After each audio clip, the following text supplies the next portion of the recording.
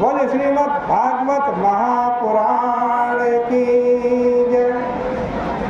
पतित पावनी कलिमल हारिणी मोक्षदायिनी मंगलकारी माँ गंगा मैया का ये पवित्र दल तीर्थ हर की पौड़ी ब्रह्मकुंड है। प्रतिदिन श्रीमद् भागवत जी की चर्चा श्रवण कर रहे हैं। श्रीमद् भागवत जी के दसम स्कंद के 47वें अध्याय पर हम पहुँचे। उद्धव जी ब्रज में पहुँच गए हैं।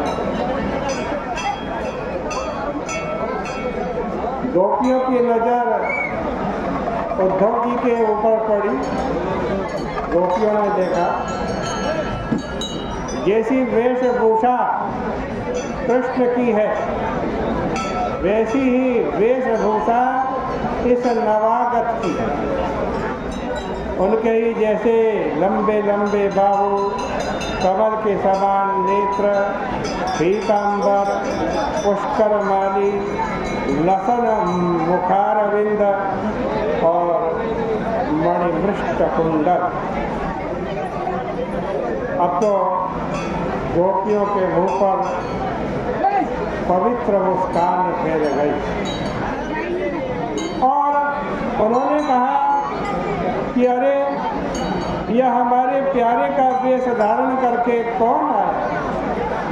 इसने तो उनका उतरा हुआ कपड़ा पहन रखा और उन्हीं के आभूषण धारण किए हुए हैं। गोपियों ने घेर लिया उद्धव जी को, फिर उनको एकांत में ले गई, उनका खूब सत्कार किया और जान गई कि यह केवल कोई कृष्ण का संदेश लेकर के आया है।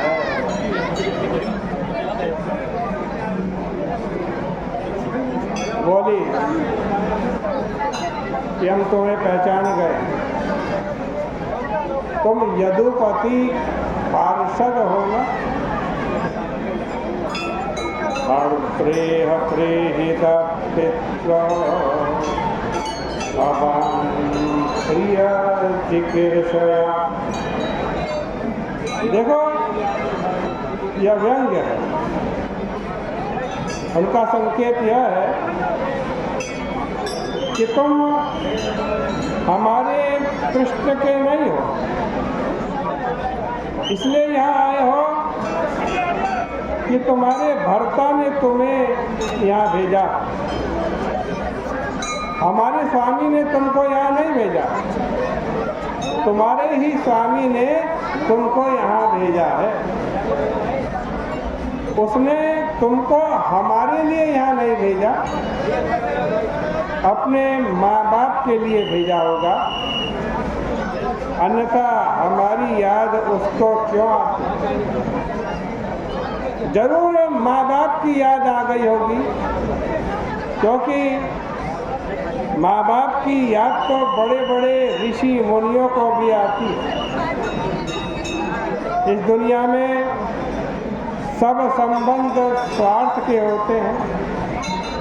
वैसे ही जैसे फूलों से भौरों के और पैसे वालों से वैश्या के, फूलों के सूखने पर भंवरे उन फूलों को छोड़ देते हैं और वैश्या जब देखती है कि पुरुष के पास पैसा नहीं है तो उसको छोड़ देती है। इसी प्रकार प्रजा असमर्थ राजा को छोड़ देती है। शिष्य विद्या प्राप्त करके गुरु को छोड़ देता है। ऋत्विज दक्षिणा लेकर के यजमान को छोड़ देते हैं। पक्षी जब देखते हैं कि फल नहीं है तो वृक्षों को छोड़ देते हैं। यही दुनिया की चाल है। इसलिए श्री कृष्ण हमको छोड़ करके चले गए। इतना कहते कहते गोपियाँ रोने लगी। इसी बीच में एक भंवरा वहाँ आ गया। एक गोपी ने देखा यह तो मधुकर है, इसके हाथ में सूंड में मधु है, लेकिन हृदय में मधु नहीं है। मधु का स्वाद उसको मालूम नहीं। मधुकरम दृष्ट्वा ध्यायन्ति कृष्ण संगमम्। गोपियाँ कल्पना करके कहने लगती हैं कि अरे यह तो जैसे हम श्री कृष्ण के साथ मान करती हैं और दूत हमारे को मनाने के लिए आया है। मधुपा कितव बंधो मास्प्रसांगरिम। गोपियाँ कह रही हैं लेकिन यह तो मधुप है, एक मधु मधुनी पिबती इति मधुपा। देखो मधुप भ्रमर को भी कहते हैं और जो मधु का पान करे वह मधुप होता है। मधुप होना तो बड़ा भारी दोष है। मधुप का मतलब शराबी, पता नहीं नशे में क्या गुनगुना रहा है, क्या गा रहा है, क्या बोल रहा है। और दूसरा भंवरे का विशेषण दिया कि कितव बंधो, कितव बंधो, ये तो कितव बंधु है।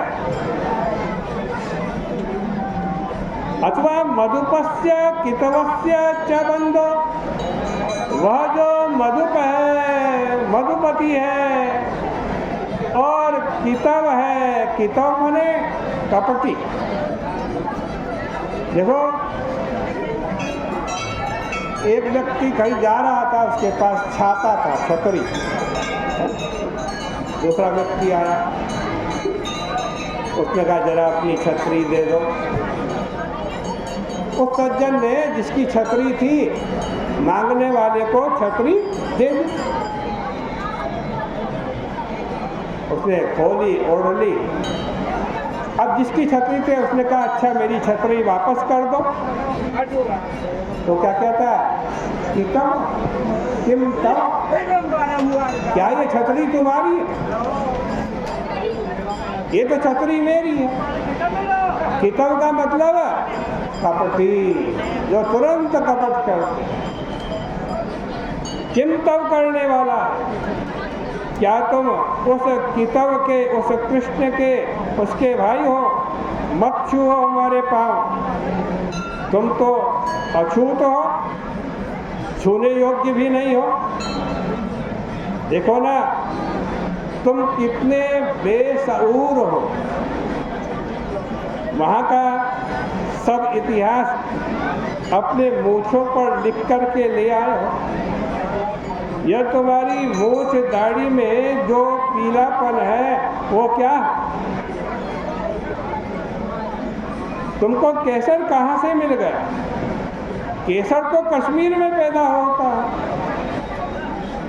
वो तुम्हारे को मथुरा में कैसे मिल गया? यदि मथुरा में मिला है तो जरूर किसी स्त्री ने उसे अपने वक्षस्थल पर लगा रखा होगा और वहाँ से उसे अपनी मूँछों में लगा करके लाए। किंतु उन माननीयों का प्रसाद वह मधुपति ढोया करे। तुम तो बदनामी ही कराने वाले हो। यदि सदसि विडम्ब्य यस्या